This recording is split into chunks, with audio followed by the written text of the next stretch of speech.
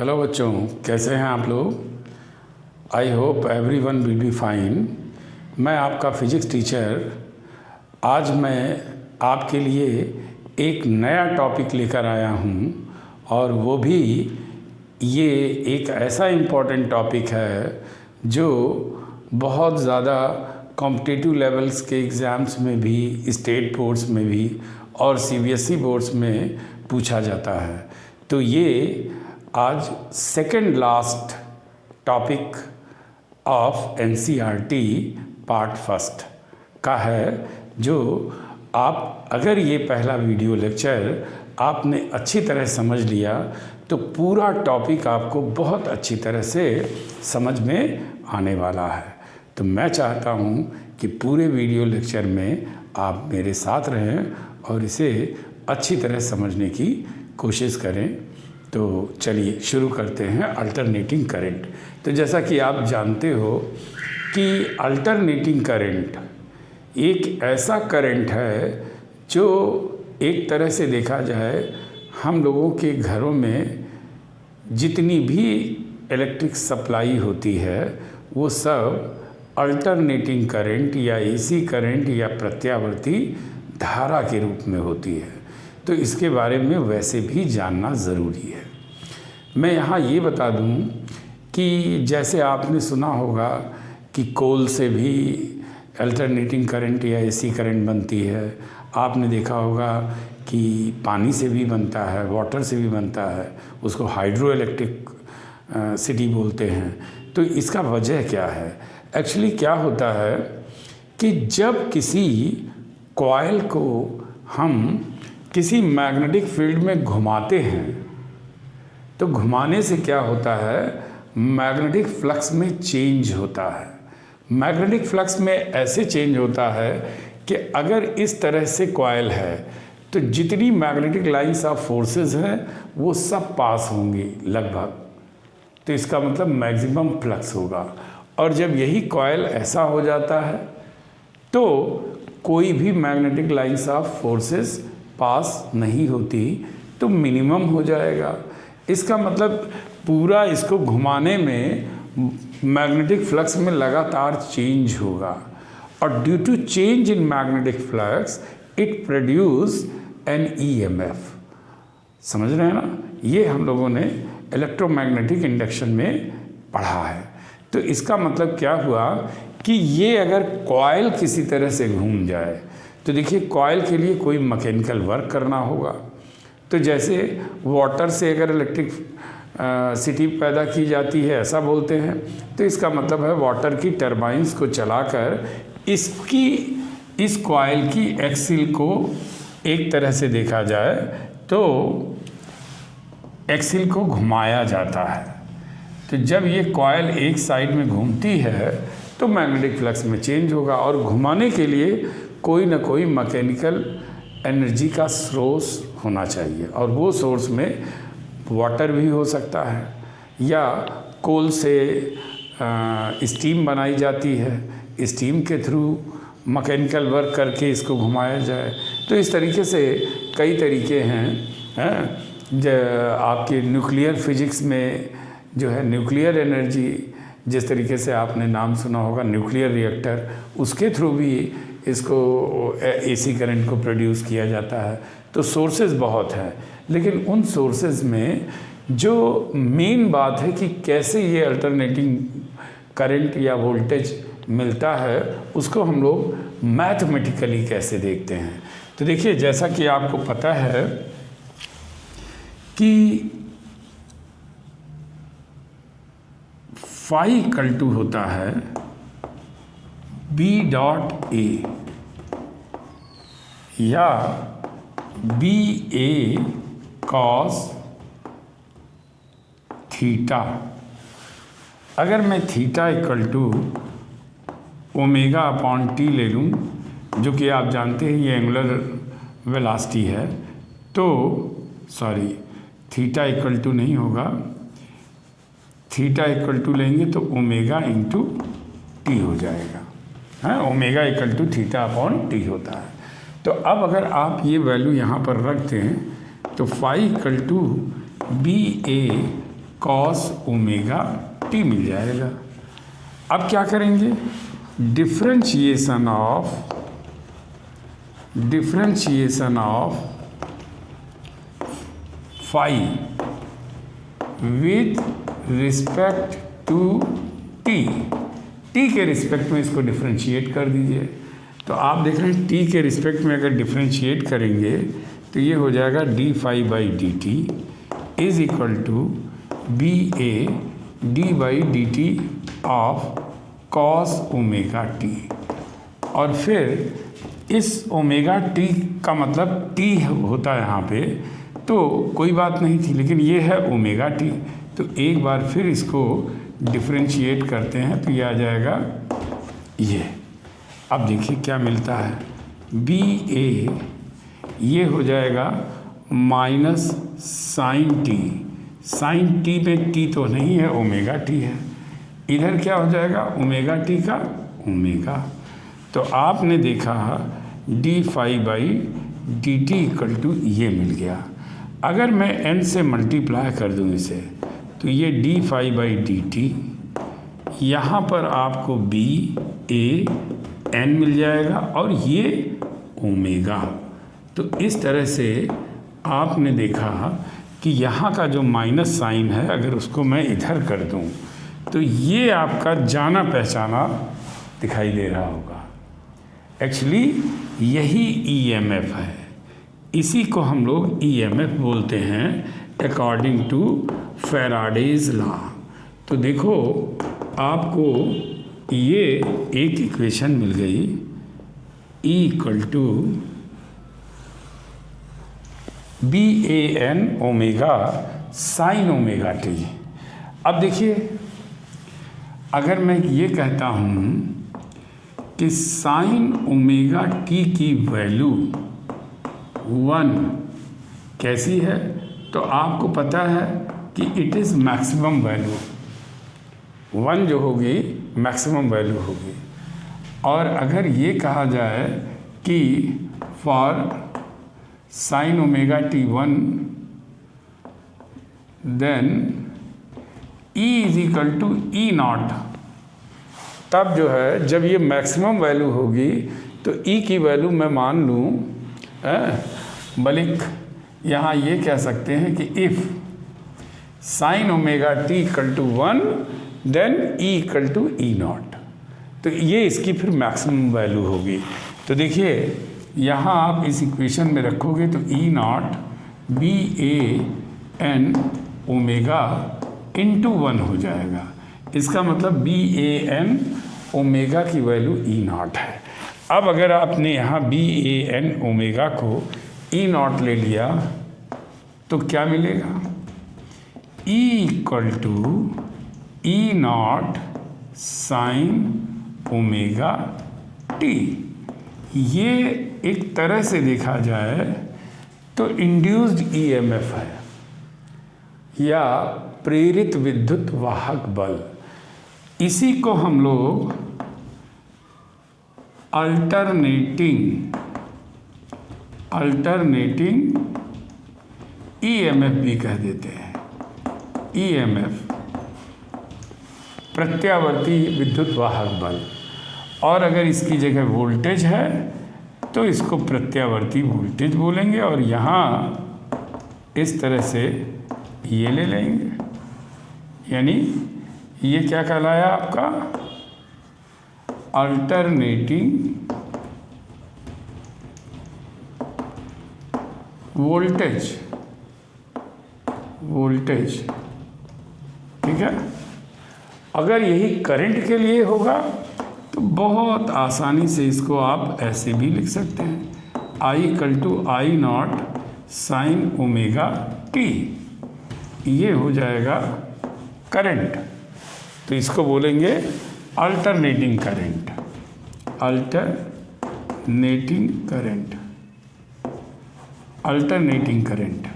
इसको क्यों बोलते हैं अल्टरनेटिंग करंट? एक्चुअली इसको बोलते क्यों है अल्टरनेटिंग? तो देखिए इसका भी बहुत अच्छा रीज़न है, और बहुत अच्छा रीज़न ये है कि अगर मैं इसका ग्राफ प्लॉट करूं तो उस ग्राफ से बहुत अच्छी तरह आप समझ पाएंगे कि किस तरीके से ये अल्टरनेटिंग वोल्टेज या अल्टरनेटिंग करंट कहलाता है। सपोज़ करिए थोड़ा सा मैं यहाँ इस ग्राफ को प्लॉट करने के लिए V=V0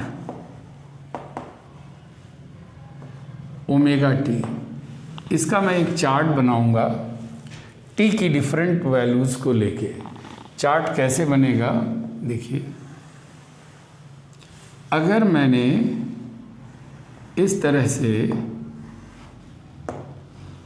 t ले लिया, अब t की वैल्यू में सबसे पहले 0 हो सकता है, तो v क्या मिलेगा। फिर मैं t/4 लूँगा तो फिर v की वैल्यू क्या मिलेगी। फिर मैं t/2 लूँगा तो v की वैल्यू क्या मिलेगी। इस तरह से जब मैं 3t/4 लूँगा तब t की वैल्यू क्या मिलेगी, और लास्ट में जब t लूँगा तब क्या वैल्यू मिलेगी। तो देखिए इसे कैसे हम लोग सॉल्व करेंगे। सपोज़ v आपको पता है V0 sign omega T. Omega T का मतलब होता है 2π/t इंटू स्मॉल टी। अब देखिए सबसे पहली वैल्यू मैंने यहाँ पर इसके अकॉर्डिंग क्या ले लिया, 0। तो आप देख रहे हैं 0 लेने का मतलब साइन 0, और साइन 0 की वैल्यू 0 होगी। ठीक है, अब ज़रा देखिए t/4 लेते हैं, यहाँ रखिए, तो v=V0 sign 2π/t into t/4। तो ये कैंसिल करेंगे इधर ये, तो ये आ जाएगा v=V0 साइन 90। साइन 91 होता है। अगर साइन 91 होता है तो इसका मतलब V0 इंटू 1, तो v की वैल्यू इस t/4 पर क्या आ गया, V0। इस तरह से फिर t/2 ले लीजिए आप, t/2 देंगे तब देखिए क्या बनता है, v=V0 और अगर V0 लिया तो देखो साइन 2π/t इंटू t/2, यहाँ से ये कट जाएगा t से t, तो आएगा साइन पाई, और साइन पाई की वैल्यू 0 होती है, तो एक बार फिर 0 मिल जाएगा, 0 मिल जाएगा। इस तरह से जब t की वैल्यू आप 3t/4 लोगे तब देखिए क्या मिलता है, v=V0 sign 2π/t into 3t/4। ये ले लीजिए कि यहाँ 2π/t इंटू 3t/4 है। इसको सिंपल करेंगे तो यहाँ पर आपको मिलेगा v=V0 साइन 3π/2। इट मीन्स v=साइन पाई प्लस π/2, और आप जानते हैं साइन 180 प्लस थीटा माइनस, तो ये हो जाएगा माइनस V0 साइन π/2। यानी इस बार ये तो 1 होता ही है, माइनस V0 मिल जाएगा, यहाँ पर माइनस V0। अब ज़रा देखिए लास्ट में, तो लास्ट के लिए यहाँ कैपिटल T रखेंगे, तो जब T रखेंगे तब देखिए क्या मिलता है, V0 साइन ओमेगा t यानी 2π/t upon t into T. तो साइन 2 पाई मिलेगा, और साइन 2 पाई होता है 0, तो इसका मतलब 0 मिल जाएगा। अब ये हमने डिफरेंट वैल्यू t की ली, और उसमें जो डिफरेंट वोल्टेज मिले, अगर इनके बीच में एक ग्राफ प्लॉट किया जाए, और सपोज़ वो ग्राफ अगर देखा जाए तो कुछ इस तरह से होता है, प्लस में v हो तो इधर, माइनस में v होगा तो नेगेटिव कोऑर्डिनेट में, और ये टाइम t के लिए है। तो आप देखोगे इस तरह का कुछ मिलता है, इस तरह का ग्राफ मिलता है। और आपको ये भी पता है कि अगर मैं करंट के लिए लूँगा तो I = I0 sine omega t, यानी बिल्कुल वैसे ही ग्राफ साइन कर्व का मिलेगा। तो अगर मैं यहाँ पर इस करंट के लिए लिखूँ तो उस कुछ इस तरह का मिलेगा, कुछ इस तरह का। क्यों मिलेगा? क्योंकि इसमें एम्पलीट्यूड थोड़ा कम हो जाता है, बाकी सारा वैल्यू जैसे उसमें दिया है वैसे इसमें भी है। तो अब ज़रा देखिए कि किस तरीके से मैंने इसको ऐसा बनाया है। आप देख रहे हैं t = 0 पे वोल्टेज 0 है, t = 0 पे ये वोल्टेज 0 है। और आप देख रहे हैं कि जब मैं t/4 लेता हूँ तो वोल्टेज का वैल्यू मैक्सिमम मिलता है। देखो यहाँ मिल रहा है। इसी तरह से जब मैं यहाँ t/2 लूँगा तो आप देख रहे हैं वोल्टेज 0 मिल गया, और जब मैं यहाँ पे लूँगा तो आप देख रहे हो कि 3t/4 पर वोल्टेज नीचे को, यानी माइनस में, और वो भी मैक्सिमम, तो ये मिल जाएगा। इस तरह से यहाँ आप देख रहे हैं t पर फिर एक बार वोल्टेज 0 हो गया। यही बात पूरी करंट के साथ भी होगी। लेकिन जानते हैं, इस पूरे ग्राफ में ये देखकर पता चल रहा है कि हर पॉइंट पर उसका मैग्नीट्यूड और डायरेक्शन, यानी वोल्टेज या करंट का मैग्नीट्यूड और डायरेक्शन चेंज हो रहा है टाइम के साथ।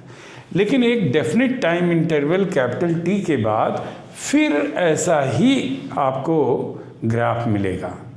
इसका मतलब है कि एक डेफिनेट टाइम इंटरवल के बाद वही मैग्नीट्यूड, वही डायरेक्शन फिर मिलता है, और ये बार बार होता है, यानी ये रिपीट होता है। तो ऐसे वोल्टेज या ऐसी करंट को जिसमें कि मैग्नीट्यूड और डायरेक्शन हर पॉइंट पर टाइम के साथ चेंज हो, और एक डेफिनेट टाइम इंटरवल के बाद उसी मैग्नीट्यूड और डायरेक्शन की बार बार पुनरावृत्ति हो, रिपीट हो, तो उसे हम लोग कहते हैं प्रत्यावर्ती वोल्टेज या अल्टरनेटिंग वोल्टेज, या प्रत्यावर्ती धारा या अल्टरनेटिंग करंट। यानी द वोल्टेज और current which magnitude and direction changes at every point with respect to time, but after definite time interval it repeat same magnitude and direction, then such type of voltage or current is said to be alternating voltage और alternating current. तो आपने समझा कि definite time interval में ये किस तरीके से चेंज हो रहा है, इसी को अल्टरनेट बोलते हैं।